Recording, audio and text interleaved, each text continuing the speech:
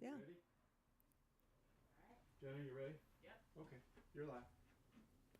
Good morning from San Francisco, Burn Beckett Books. I'm Denise Sullivan, and this is the San Francisco Lives live talk series resuming after a brief hiatus. We're here this morning with Kelly Cutler, the Human Rights Coordinator with San Francisco's Coalition on Homelessness. Welcome, Kelly. Thank you for having me. Yeah, good to have you here. I wanted to just start by asking, well, we're coming out of the pandemic, right? But the pandemic isn't over, as we know, and just want to know how you, the folks that you work with, and then the population that you serve, is doing at this moment, this awkward, weird time in the pandemic. Yep. When people talk about, oh, the pandemic's over, it's ending, that's not our reality right now for us. Where we, when it comes to the system, it's still very limited what's even available, and we're still in the heat of things right now, and trying to get people safe, and where resources are limited, and so it's not, things are not back to normal, whatever that is. At the moment, it's still very challenging. Yeah. I know that, like, when we last talked, and when we first talked was in January, and that was, well, there was I guess a surge. Omicron was kind of just like you know what, to tell you the truth, I don't know where we went on the spectrum of things. But at any rate, the Tenderloin Emergency Plan had just been implemented in late December. And you and I talked about the contrast of like where things were at the top of the pandemic versus nearly 2 years later, when you had found something that worked in an emergency situation. But as the emergency continued, there was no longer this support. So this is kind of what I'm hearing now. As we go, the emergency continues. Things have not improved, yet you had solutions that were working. So tell me, let's walk it back and start at the beginning, maybe at the pandemic, and how you got into action and actually got folks that were living outdoors, homeless, looking for shelter, into shelter.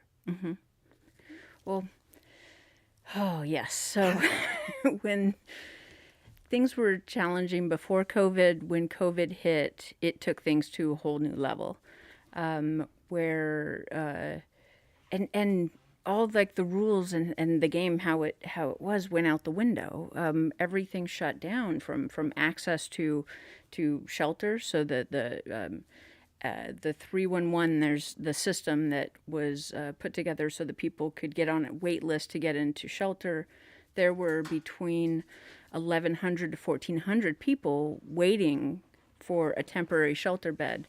And this was pre-COVID. So when they shut that list down, all these people didn't just disappear. There's still a huge need, and people waiting to get in, but still currently the wait list is still shut down. So initially, the reasoning behind that is that that wait list was often to get into congregate shelters. So what that means is that there could be 100 people in a room and the beds are 3 feet apart. Okay, that's not safe in general. It's really not safe during a pandemic. And so there was a huge push to get people out of there and into safer places that they could be. And that's where we were fighting so hard to get hotel rooms. It's non-congregate, where people can have a bathroom. Like, that's a huge thing. So at one point we started to get outbreaks in the shelters. So then they had to get people out. So some were being transferred to the hotels, to the non-congregate. In that process, we discovered that there was not necessarily ADA accessible hotel rooms. So we were finding people that had to get out of the shelter but weren't able to get in to hotels or other options, and we found ourselves at a point within the community that there were no alternatives. And so at that point, we actually started getting tents for people because there was no other alternative. We would have frontline workers, we would have different community workers that would be reaching out because they would have people that needed something. And so this was the really minimal, we could do. But at that time, it's also important to think about just the reality of the time, where it was like no one could get hand sanitizer, like these simple things. But then also the very the resources people don't necessarily think about that are that is a huge resource for people who are unhoused. Libraries, for instance, having access to a bathroom, to water, to internet access.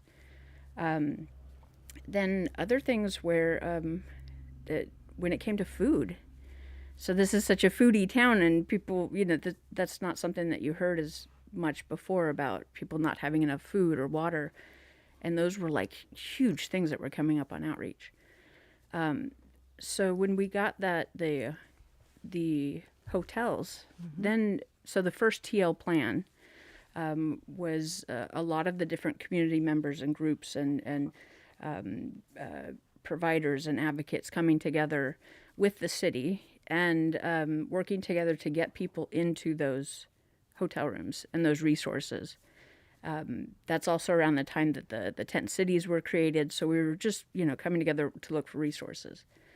It was messy, it was crazy times, but we were getting folks in. Where I was concerned at that point was when those resources were no longer available. That's when it was going to get really challenging. And we're more into that place right now. The city has been in the process of demobilizing the hotels for quite some time now. And the shelter wait list is still shut down. And yet we're hearing this narrative that people are service resistant. Really, the truth is that the system is resistant to providing services and but there's a lot of political games being played. There's the other one that's coming up quite a bit is with things like conservatorship, that we need to be forcing people into treatment and forcing people into housing. And I'm like, what are you talking about? I'm like, people are wanting help. People are wanting housing. Homelessness isn't a choice. It's a result of extreme poverty. People aren't taking up urban camping during a pandemic. That makes no sense. People are sleeping in tents on the street because there are no safer alternatives for them. So it's challenging seeing it where people are being demonized, where it's like, oh, we got to get back to normal. We need to open back up and which is great, but let's get folks into housing. There's a lot of the units that are still being, that are sitting empty. And,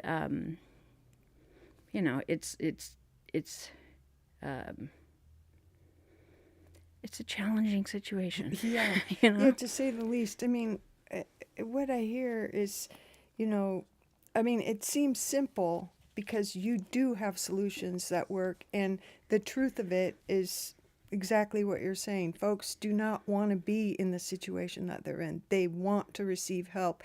And that there is, and I'm just saying it again because it's so crazy making, yet there is this narrative, at the city level, at the national press level, for people outside looking in, that, there's service resistance, there is shelter on the way or is available and people don't want it. And that is simply not the truth. So we need to say that.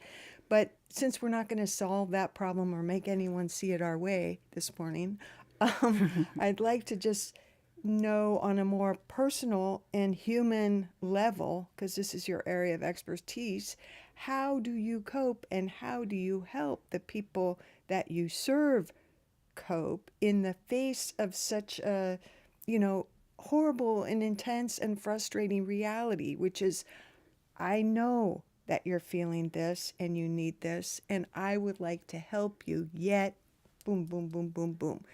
And you personally, I mean, day in, day out, you face these same walls, and it's your job to speak up, clarify, lay it down.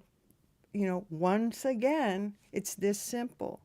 I mean, coping strategies, all of it. How do you do it? It's challenging. Yeah, this is a word we're going to hear a lot this morning. Yeah, it's because there's so much trauma. There's so much trauma, and in the past 2 decades, there's been a ton of trauma. We've lost so many people, but during COVID has been a totally different level of loss and of people dying, and a lot, and which is it's totally new. Can I just pause? I mean, Yeah. you have relationships with people on the street. Yes. They know you by name. Yes. You know them by name. So this isn't like random tons of people died of COVID. It's like people Yeah. by name. Mm-hmm. I mean, holding all this and helping others to hold it. So I just want to note that that's not a small thing. Yeah. Please continue. No, it's not. It is really challenging, and even within, like, in November, I lost one of my comrades that was, one of the organizers with me, Brian Edwards, who, we were throwing down together. We were out, responding, bringing out tents to people, just constantly, and it's difficult to cope with. There's for folks that are there's a lot of trauma. And so it's so looking from that lens. So personally, there's a lot of the frontline folks that were just in trauma therapy because it's like you have to be finding different ways of coping. There's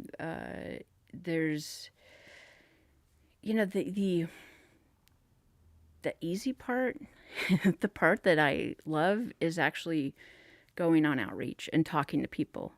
Like, that is such a inspiring, and that's where I feel really like alive, and where it's like that's my flow, and it's natural for me.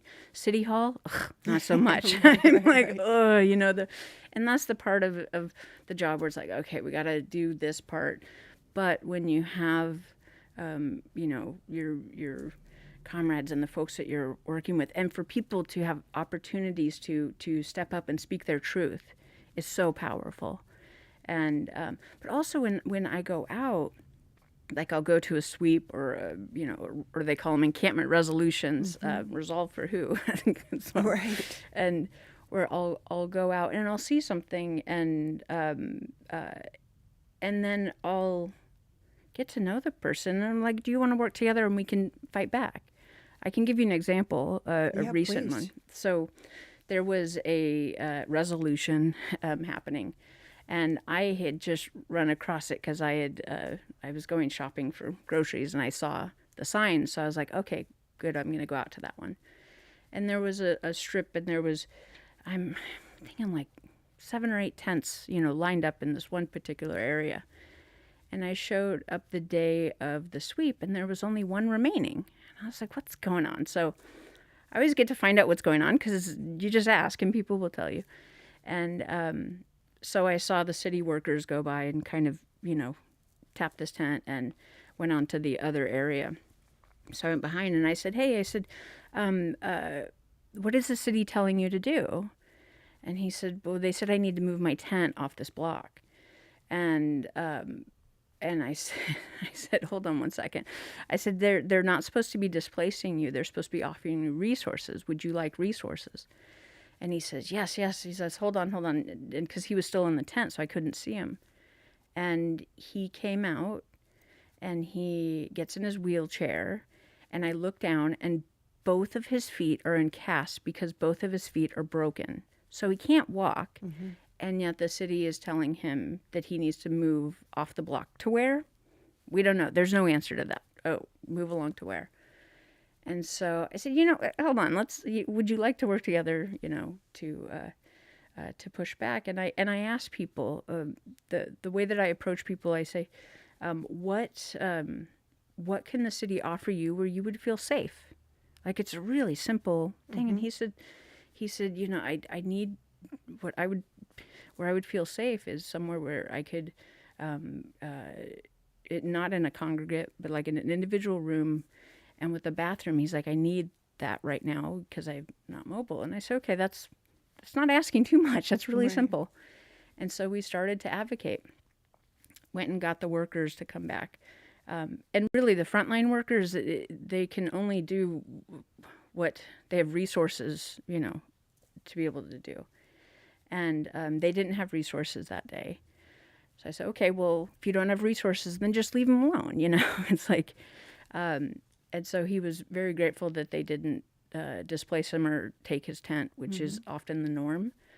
And, but really hard advocating. And I know who to call. I know, what strings or what, and it took over a week of really hard advocating to get him in somewhere, to get him anything. And that's kind of where we're at this point where it's not uncommon where I go out, I'm like, oh, you can't walk. Like that's not uncommon. It's like, oh, you're 70 something. Oh, okay. You can't walk. Okay. And so then at that point I will then try to work together with folks in the city, to get people placed. And they know when I call up and I say, okay, I got a tough one. And they're like, you never have an easy one. I said, of course. And so the situations that I'm often dealing with are the more extreme. Yeah. And these days we're just having to, push harder, and fighting harder. But also noticing, and when I'm talking to folks working on the front line, they're really just doing all they can. And it's really hard as a service provider to not be able to help people. Sure.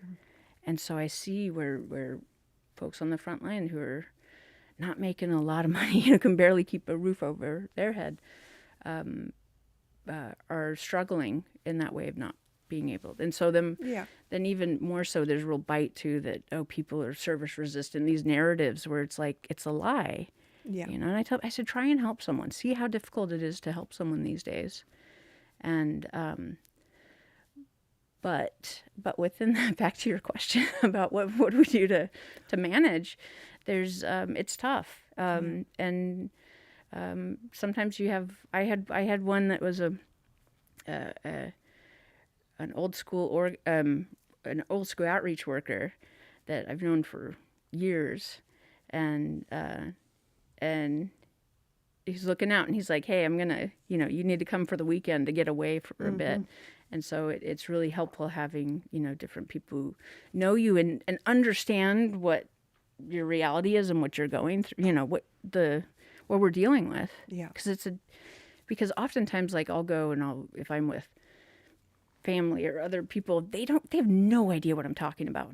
It's like, and they'll be like, oh, these tiny homes. And I'm like, oh, I'm like, come on, I'm like, it's a shed. Yeah.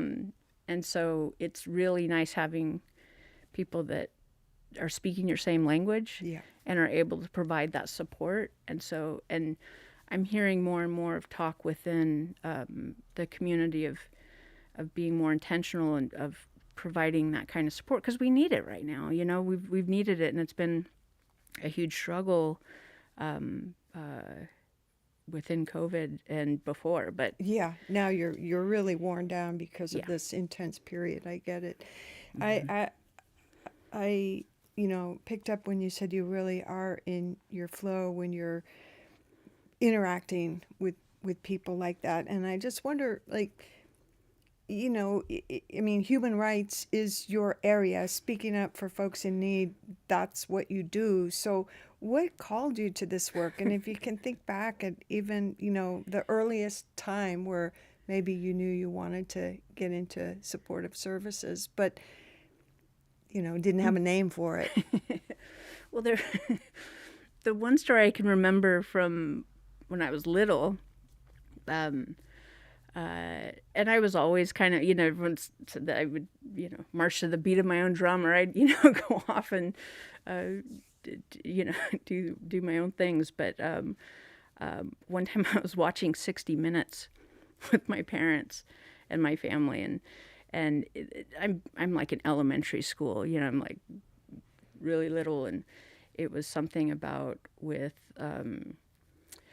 trafficking and with you know, sex work and those. And I was like, you know, I want to do something along those lines when I grow up. And my parents were like horrified. They were like, it was so out of the reality. They're just like, you know, they're they're like, are you sure you don't want to go work for Rush Limbaugh or something? I'm like, no, I want to go do this, you know.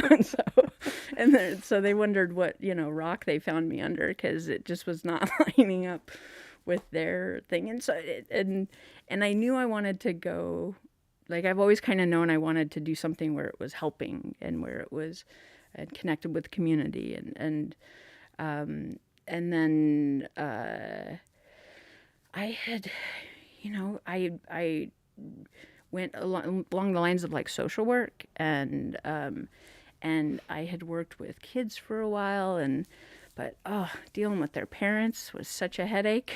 And so I ended up working with homeless youth, and I wasn't working with the parents then, and it actually worked really well. Mm-hmm. And that was kind of my niche within homelessness. Was that in San Francisco? That was in San Francisco, and it was after I'd moved up here. I'd worked previously at a dual diagnosis drug treatment center. I had worked for YMCA after school program, things like that. And I had relocated without plans, because I just basically was another queer kid that wanted to get the hell out of where I was, because I wanted to come to San Francisco, and because I knew it was where I could connect and where I would fit in, and that, you know, and like so many others, ended up homeless because housing's really expensive. And that went on for a few years, even when I was working. So I was working and, you know, mm-hmm. both, and having to move every 28 days so I don't get vested tenancy, and from, you know, SRO to SRO to U-Haul truck to, you know, that's how it goes. But within there, my first one was at Larkin Street Youth Services as an outreach worker, and also doing harm reduction, and I loved it. Like, it was like okay, this is such a great fit, and it was so natural. Mm-hmm. And yeah, I saw other staff that be, you know, they'd be testing them out and stuff, and but it was a very natural thing for me, and I did that for a number of years, and then it got to a point where I kind of switched over to the other side, and the other side was the advocacy side, because I think part of the challenge often of being a service provider is that you're censored, because you know, the different service providers are dependent on government funding. Mm-hmm. So they have to play the game to a certain degree. And it's a different situation because, you know, they've got folks right in front of them who are really in need, and they're doing what they can to provide help for them. And they need that government funding. And if they speak out about certain things, they will lose that government funding. Like, if they're speaking truth, mm-hmm. they will lose that.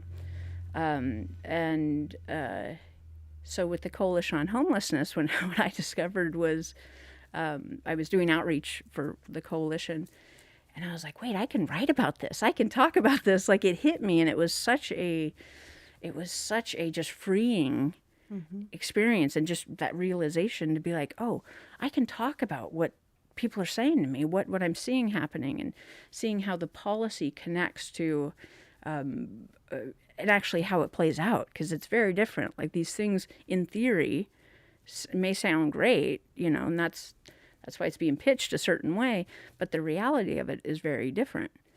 And so, yeah, and being able to also, there was a different dynamic in that I didn't have clients. Like, you weren't my client. Right. It was like fellow organizers. So it's like, let's work together collectively to make change. Yeah. And so, especially raising, people, and for people to be speaking their truth, because I got to tell you, one of the most powerful things is is like a room full of unhoused mothers, and you put a bureaucrat in there. Oh, it's the most fun thing to watch. They just are like, they're fierce. I'm like, I would not want to go against, because they're, mama bears that are working to fight the system, because, they're fighting for their families and for other families. Yeah, and we've seen great successes with mothers like that here in the Bay Area and also across the country, right?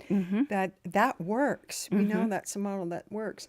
I was thinking when we talked in January for turned out to be the last piece that I wrote for the Examiner, but I had also interviewed a social worker who worked for the city for the purpose of that piece, and as it turned out, I was asked that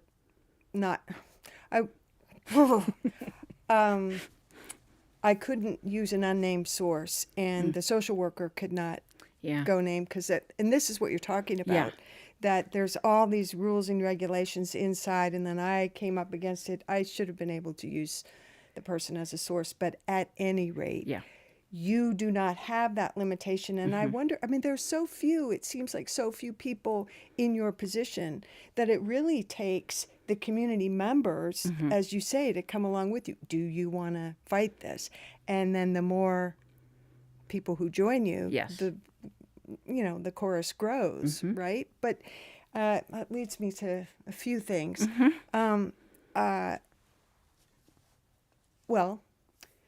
Your role in being that liaison, had you taken that representative from the UN, the Human Rights Council? Leilani? Yes. Yes. That was a couple years ago, right? That was a few years ago. Yeah. Yep. But the findings, which we all know were notorious, that, we were, City of San Francisco was in violation of, basic human rights. It's to get your head around that. Is just it's too much. But you were actually there. Were you taking her to the places that you thought it was important for the world to see? This is how we treat our folks. Yes. This is how. Yeah. I just took her to where the places I normally go, because where I see it happening, and it was interesting. She's great. Okay, she's just and has been. I've learned a ton from her, but she's still very active and engaged. And like when, I reached out to her when Supervisor Mandelman did his Place for All legislation, actually used her name, and I was like, oh, Leilani, hey. This politician's using your name. You might want to chime in, and which she's happy to. She's like, I'll chime in. But I remember I took her, and we're just walking down the street, and like, this is my norm, and so we're going along, and I remembered at one point where I became more aware of what how she was doing, and she was shocked. She was shocked, and I'm like, what are you shocked about? And she's like, this is stunning. She's like, what I'm seeing is stunning. She says, that she was talking about in different, because she'd been around the country, around the world. She'd Yeah. been to the slums in Mumbai. Yes. She'd been to the favelas in Yep. South America. And so she's comparing it to that, and she says, and the big difference is that there's actually places where people can exist. Here, there's no place people can exist. They say, "Well, move along to where?" There's nowhere. And then as we're going along, we happen to just run across the city doing a sweep.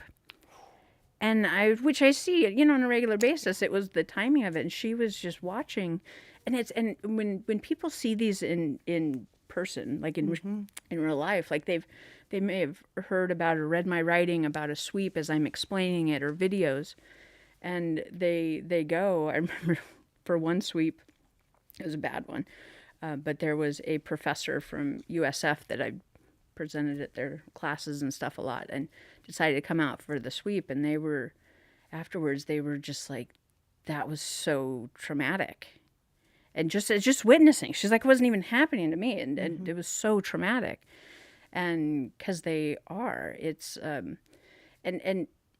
a sweep is, to clarify what that is, when there's outreach workers that go out and they're connecting people with resources, that's not a sweep. Okay. Right. It's when they're going, and the goal is to get rid of visible homelessness, or the tent. Okay. But that's not focusing on actually necessarily helping the people. And so a sweep is very different. It's just displacing people. They're doing it in New York. Right? Actually, they're doing it around the country. Right. But right now in New York, there's a big push where they're just sweeping people out, and they're like, and it's just cruel. It's the status quo at this point. Yeah. Yeah. Very much the status quo. I saw, I guess, Coalition on Homelessness had a video this week. Was it Jennifer, your executive director, Jennifer Friedenbach, had interviewed a man who was traumatically swept, and all of his earthly belongings, important documents and everything went to that place, wherever that place is, that the things go and are never returned. The trash. I mean, talk about that process a little bit when the goods are taken away. Legally, what they're supposed to be doing is, if someone's not there, if there's belongings, they're supposed to bag and tag it. That's their policy. Is they're supposed to bag these items because, like that gentleman was saying, where with his.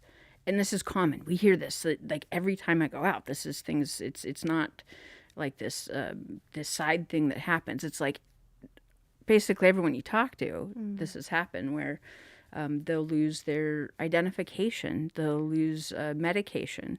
Good luck getting that, refilled. They'll lose the last pictures of their family. Ashes. Social security cards, and so you're starting. That's just kicking someone while they're down. Like, it is so just cruel, and especially when people are saying, "I want help," and that's the situation. And so we're having to, time and time again, file claims against the city and have people, go through a process to, but that really is the status quo, where they go through and just wipe them out, and it's also really increased dramatically from pre-COVID. There's a lot more entities doing it. And I mean, I don't even know how to ask the question, and pardon me for not really even knowing the right way to ask, like, where does the order come from if a particular block is going to be swept?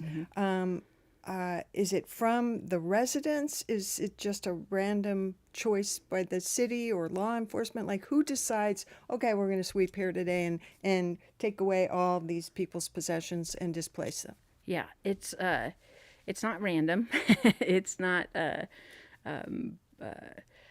one point where this officer was like, "Oh, we're taking initiative." I'm like, "No, that wasn't it." I'm like, there's orders coming down to do it. So it's a very complaint-driven system. So with based on, complaints and so also with the number of people that are there. So they have, or more so the number of tents. I think the number right now is like 5 or 6 where that's the magic number. Then we'll, target them. But when I look for who's responsible and who's calling the shots, that's the mayor. The mayor's very actively engaged in this process, and there's certain areas where it's like, okay, the mayor wants that. But so all of this, the responsibility really goes back on her plate, and yeah, where she has been actively involved in this. Yeah. And the mayor tells us the other day I saw something like 275 rooms, like, coming on board immediately. Prior to that, I saw like 1,500 rooms, new buildings, but the caveat is always, but they will not be ready until like 2025 or something like that, right? Yep. So it's all well and good to say we have the rooms or whatever, the beds, but in 2025, a lot of these folks won't be here to. Yeah. There's the need is now. And that's where that's an example of when they turn around and open the hotel rooms, and there was a lot all at once. And to do that is very, very challenging. And it's hasn't been, smooth and working perfectly. There's been a lot of challenges within, but that was made a huge step, and helped a lot of people. Yeah. And that was actually great, where there were different periods of time where, like I remember one time I'm walking down the street and I'm like, "Hey, Kelly," and I saw someone who had gotten into a hotel, and he turns, he's like, "I've been taking the longest bath every night," and I'm just like, oh, and so often I'm seeing people that I've known for years, that I worked with when they were kids, and I see them now, and I'm like, "You look so good. You look so healthy," and one guy kind of laughed. He's like, "Yeah, it's amazing what sleep will do." And I'm like, because it's where, if you don't have a door to lock, if you don't have, that basic safety, that basic stability, like that's where you got to start. Where, they're talking now about, I don't know why we're having certain discussions. Right. Okay, like certain ones where it's like, oh, with the discussions about harm reduction, I'm like, why are we having? I'm like, what? I'm like, go read some research, because there's a lot of it, and, for years. The other one is housing first, which it's just a model. It's and we tend to be like, we tend to be more like critical of it, not critical of the model, but critical of like, yeah, but you actually need the housing. You need to do it. You need to do it. Like, that's the problem with housing first, is that they haven't actually been doing it. Not that there's a problem with the model. And now people are like, oh, well, they need to go to rehabs, all these things. And that's a whole nother,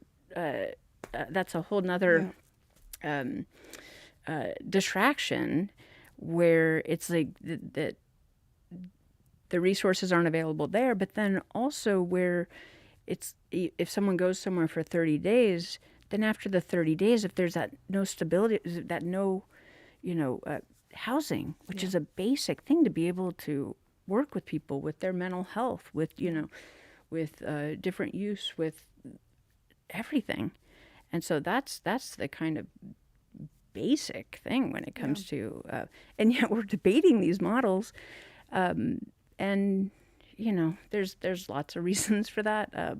A lot of it's our culture, and and a lot of it is, frankly, that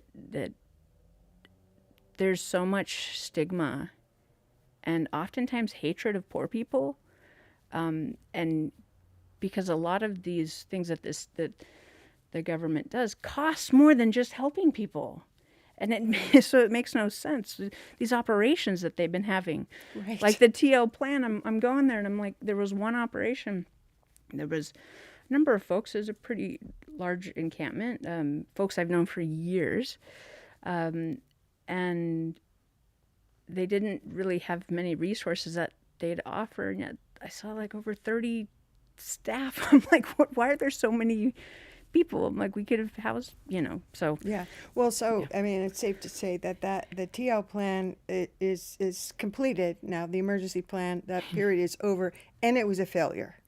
Well, it was a dog and pony show from the get-go. Right. It really was, because it's and this is the neighborhood that I live and work in. Like, it's my hood, I'm like, and where we need help in our neighborhood. The Tenderloin, as well as in the Mission, as well as Bayview and Hunters Point. Oh my gosh, it's not just and frankly, it's across the United States. This is a major systemic issue. Yes. And so really the TL plan was this political ploy. It usually is, and which is stunning to me, because I'm like, you don't believe politicians for other things, and yet you believe them on homelessness. It's a really good point. I'm like, how does that make sense? Yeah. But there were some good things that came out of it. Okay. But like the sweeps and stuff, that was happening before. Sure. It's going to be happening after. That's nothing new. Okay. It wasn't like, oh, no, they were doing that. It's like, maybe they just wanted more credit for it. I don't know. But we were talking about the cost of the sweeps and the maintenance of whatever they're trying to maintain.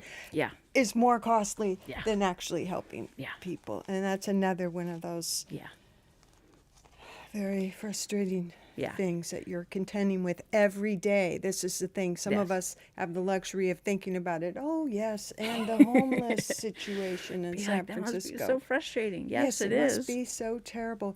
I know that you've done the majority of your work in the South of Market and Tenderloin neighborhoods, but you did mention the Mission and Bayview and any other areas where you have seen dramatic changes or growing populations. I will just tell you, I had not driven down Geary Boulevard heading east for some time, and I noticed there's a the center divider has now become an area, and that's new to me. Yeah. But I hadn't been there in a while. But once in a while, I'll look up and it's like, oh, this is a new area.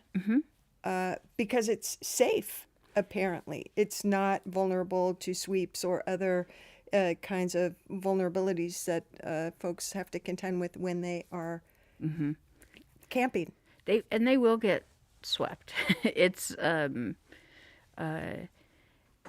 it's every time I'm out there and I'm talking with folks and I'm seeing the cars rushing by, I'm like, ooh, this is not safe. Right. And folks that are there know that as well. But where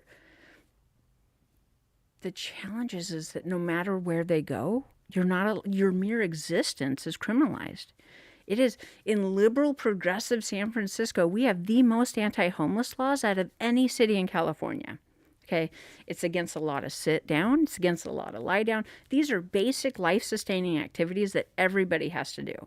You just have to. It's and so unless people are just walking all day, all night, then they're going to run into a problem.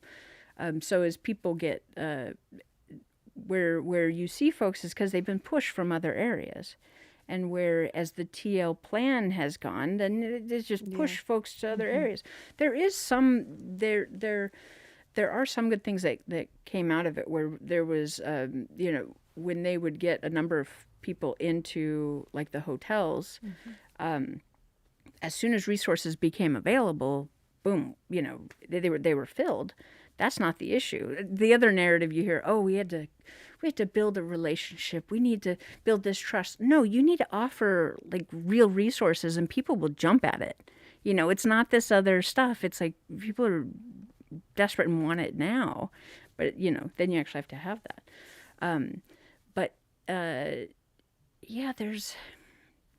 there's people are getting pushed to different Yeah, areas. so there yeah. will be, similar actions and solutions may come out of these alternative locations, right? Mm-hmm. But the point is that they are growing Yeah. instead of diminishing, which is what we would Yeah. like to see. I mean, If, but yeah, if we keep it trying to address this with Yeah. law enforcement, we're not going to get anywhere. no. Then it's like so even if your goal is to to put it, there's one of the key players are like business improvement districts. Yes. Okay, so they're very, very involved. And even if your goal, their goal may be to get rid of the presence of poor people. Okay, they call it visible homelessness. I don't make these things up. Yeah. Visible homelessness is not the issue. The issue is lack of resources. So, if the focus continues to be on visible homelessness and getting rid of poor people, people don't just disappear. So it's this sidewalk shuffle where they'll push people, and then even when people are out in industrial areas, because even for people's own safety, they're going to try and find somewhere that they can be under the radar, that they're not going to be harassed by police or being bullied and all your belongings taken from Department of Public Works, or so people are trying to stay under the radar, but there's only so many places. So and until but if we look back at the first TL plan, the TL for a while was off the hook. Like there was you'd walk down the street and there was so many people and so many tents, and we were passing them out. That was because there was nothing. Yes. But the thing that made a dramatic difference was the hotels, Yes. and it was like boom. So the solution and which it made a lot of sense because it had the infrastructure. You got these tent cities, okay? First off, that wasn't planned, the one by the library by City Hall, because believe me, the mayor would not have planned that in that location. But the cops in the Tenderloin were telling people, they said, if you go, and this is when everything shut down. Yes. And they said, if you go down by, between like the Asian Art Museum, library, we'll leave you be. You'll be safe there. You'll be fine. And then it became this political stuff because there were so many people that went there. And then they put a fence around them. I was there when that happened. People were getting upset. I turned around. I said, where's a fence? Why am I inside a fence right now? And they plopped the program on top of them. And there was criticism because of how much it cost for, a tent, which they're rightfully so. Mm-hmm. Like, come on, it made no sense. And frankly, we're the ones that gave them the tents. Yeah. It's like, so they did that, the cost minus the tent, because that's what we gave them. But then they had to bring in the infrastructure. They had to bring in the bathrooms. They had to bring in all these things into a parking lot. And that's why it cost so much. We had all these hotels sitting empty. Yeah. But it's like, oh, what if, poor people mess up the hotels? I'm like, well, rich people mess up hotels too. So, it's like what we're talking about is a life and death situation, where Yeah, and some lives are considered, more important than others, and that's just the bottom line. It is. This is what it has happened because, there's no reason for this to be happening in a city of so much wealth, and the disparity has only increased the lack of regard for people, in the lower income bracket. And some, when I talk to some folks who are younger, that that don't know of a time they haven't seen when this, I'm like, this is not normal. I said, this is something that was created. Mm-hmm. This is not just how it is. This is wrong. This is us failing, Mm-hmm. And but it's interesting how many that's just been their reality it's always been the reality. Yeah. The other thing, I mean, this is I'm finding this conversation more troubling than others because Sorry. we've I have that Well, we've effect re- on people sometimes. we've reached this crisis point now where it's just like, you cannot see that this is, okay, San Francisco is San Francisco, and it's supposed to be a model. As you said, Yeah. we have the most stringent laws that against, criminalizing homeless people, and people look to San Francisco as a model. So what does this mean for the future Yeah. of low-income people that are now on the brink of being sent to the streets in the face of the post-pandemic, changes to our world, Yeah. right? And we have the abilities, the know-how, the resources, to solve this.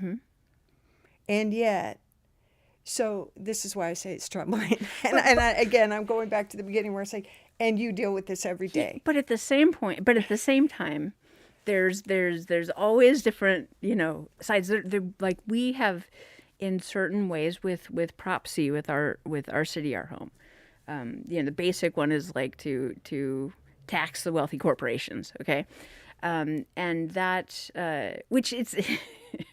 And which the mayor opposed. I just like to remind people of that every opportunity I have. Did not remain neutral, opposed. So when she came out, I was like, $1 billion. Okay, that was Prop C, which she opposed. But spend it, get people housed. That's what we really care about. With Prop C, where that was huge, and where the and it was such a small amount that the 0.5% after 50 million with these corporations, that brings in around 300 million a year annually. And it's like, wow, there's a lot of money out there if that, just after 50 million. And so, of course, we got sued and it got held up in the courts, but it was held up for a bit, and that money became available around, during the pandemic. And so then we had this opportunity where these hotels, where they're wanting to sell. Okay, so we're able to so that's actually great. That's actually a really good model to be, showing and really leading the way in that way. So that's that's been really a very positive thing. Very positive. Yeah. And, last time I was here, we had Lisa Tiny Gray Garcia, and we asked, just what everyday people could do to get involved, practical solutions. If you have someone on your block sleeping in a tent, or you live far away from the tent communities, but you would like to contribute, how can the everyday person get involved and be part of the solution, whether it's with your organization or just at the street level? Yeah. Well, I encourage people to talk to people. So when you see someone, just getting to know people and their story. And if someone is, if you have an unhoused neighbor, trying to connect. It's not always going to be able to happen, but if and also to be kind of conscious of if people may not want to connect, because there's reasons for that, but but trying to make that connection and because so often when I'm on outreach, I'm talking with folks, and all mine's a little different than like a service provider's outreach where they're like, for me, I'm like going, okay, are the cops, DPW messing with you? What's going on? And that kind of opens the door, because the answer is always yes. but or usually. But I totally just lost my train of thought. We were asking what everyday people could do to be part of the solution. Yeah. So as I'm talking to people, they'll so often I'm just thanked for, people thank me just for caring, just for, so that right there, I think, is a big connection. At the moment, basic supplies, so socks, huge, water, huge. If food, and I know some people will bring out food and they'll be like, then they put down this box of, canned food I brought that, of something hard. And I'm like, well, okay, let's break this down. Kitchen, you're expecting them to carry this big, so soft things are good.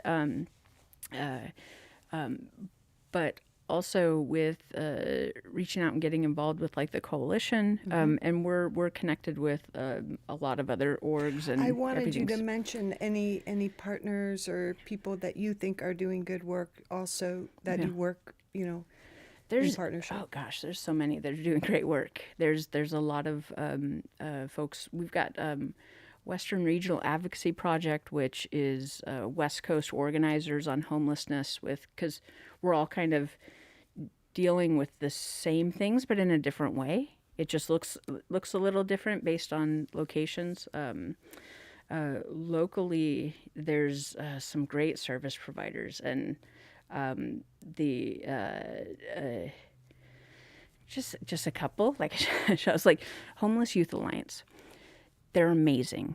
They're up in the Haight. Their program has been homeless. Their homeless program has been homeless for I don't even know how at this point, but so many years. And they're an amazing service provider. They ran camp, which was a tent city, but up in the Haight. But it was radically different than the others because they had such a deep connection with folks in the community, and it was just a real collective. Was that at the McDonald's parking lot? That was at the McDonald's parking lot, yeah. Yeah.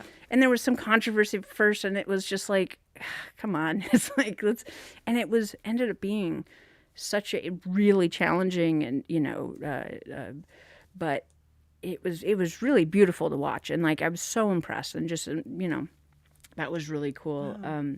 There's others, another, and, is Hospitality House. Oh, sure. Who, their art program, but also for them, and I'm on their board. But there's a reason I'm on their board is because I'm so impressed with their work, and I have been for years, and it's a very it's a unique model, and I remember with being on the board, and when COVID hit, and they have a shelter, it's a smaller one, a men's one that is smaller, and they're like, we need to get folks out of the congregate, we need to get in the hotels. And they did it before it became like the thing to do. So they did it when it was like a radical thing to do. And they said, but they came to the board and they're like, we need to get our folks safe. And we're saying, yes, we've got your back. But they're just in so many ways. I'm just such a huge fan of them and their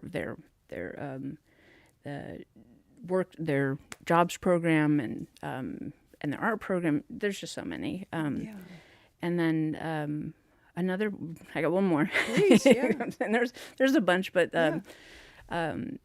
there's the Harm Reduction Therapy Center. I got to know them really through someone I mentioned, Brian Edwards, who died last year. But I got to know them because they were going out on Willow. Willow's the infamous alley, that there's so much drama over, and but they used to, every Thursday, they would set up a thing where they would cook a meal. They'd have an area where people could go. You could get a massage. And they did street therapy. You could go in the van and meet with one of the psychologists. Wow. It was amazing. Yeah.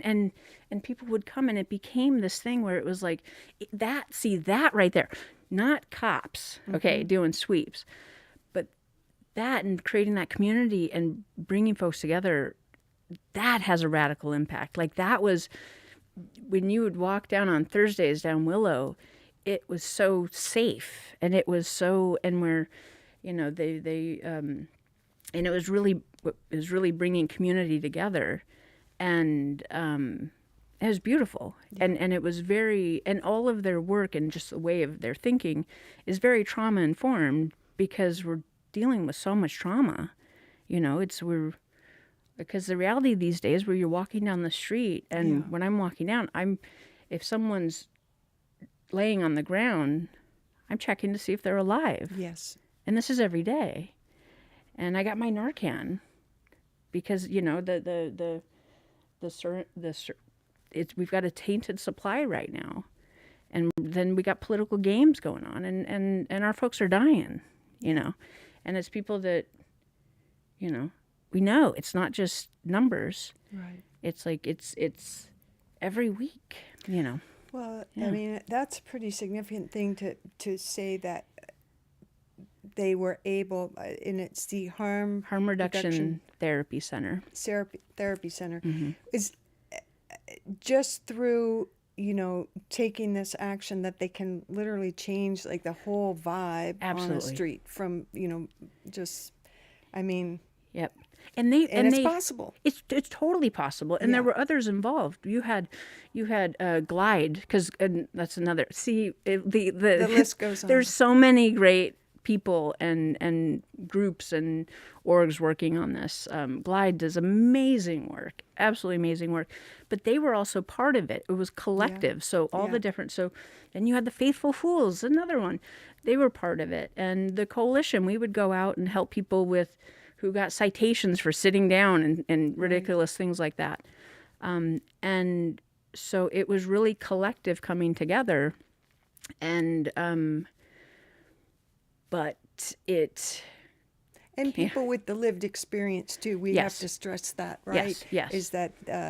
Is that people must be involved in the process when decisions are being made about their lives. And I know that the coalition, you know, advocates for that and is always in need of support. And as far as outreach, the Street Sheet, I know, is... The Street Sheet is an amazing paper. Is an amazing paper, a must-read every month. And if you can, to get it from a vendor. Oh, yeah. Because they come and they can get as many. And we raised the price, you know, a little bit ago up to $2. But whatever people are able to earn, they keep. And that is so that they can eat and things like that. And but yes, it is a very good paper. That's great. I find it to be an amazing resource. It leads me to things that I want to investigate further.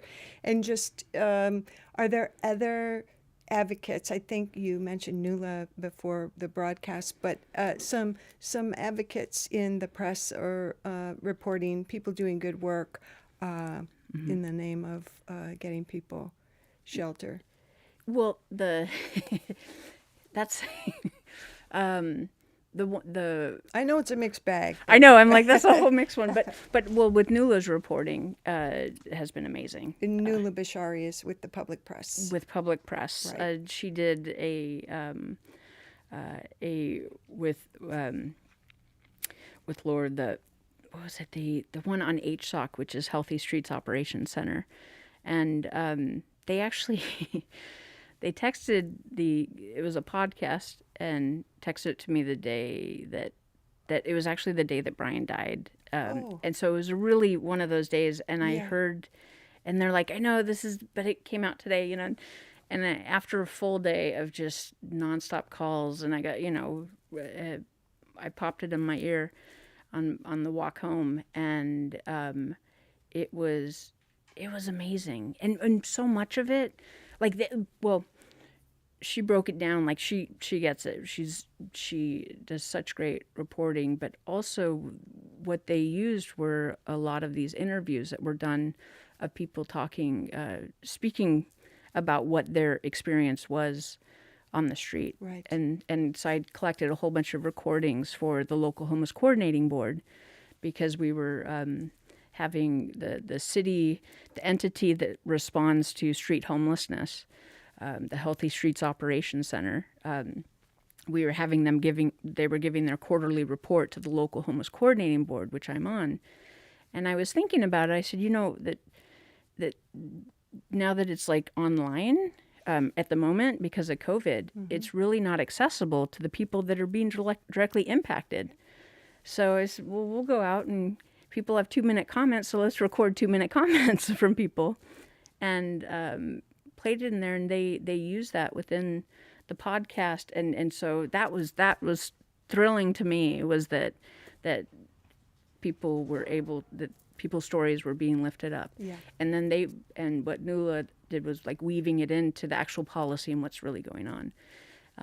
And so, yeah. That's really valuable, as opposed to some of the other stories that we've seen in publications that won't be mentioned, Yes. that don't get it. I'm going strictly on intuition here on the time, but I have no concept yeah. of time, so. Yeah, I just want You go ahead. to say thanks for the work that you do, and to the Coalition on Homelessness, and they can always use support at give the website if you don't mind. It's cohsf.org. Okay, and yeah, Kelly, what can I say? You're doing amazing work, and without you and folks like you, we would be a lesser city. So, thank you. Thank you. We'll be back in a month. Yeah, tell them that they can play this back later if they need to listen to it again to figure out what they didn't quite digest in the moment. I know I will.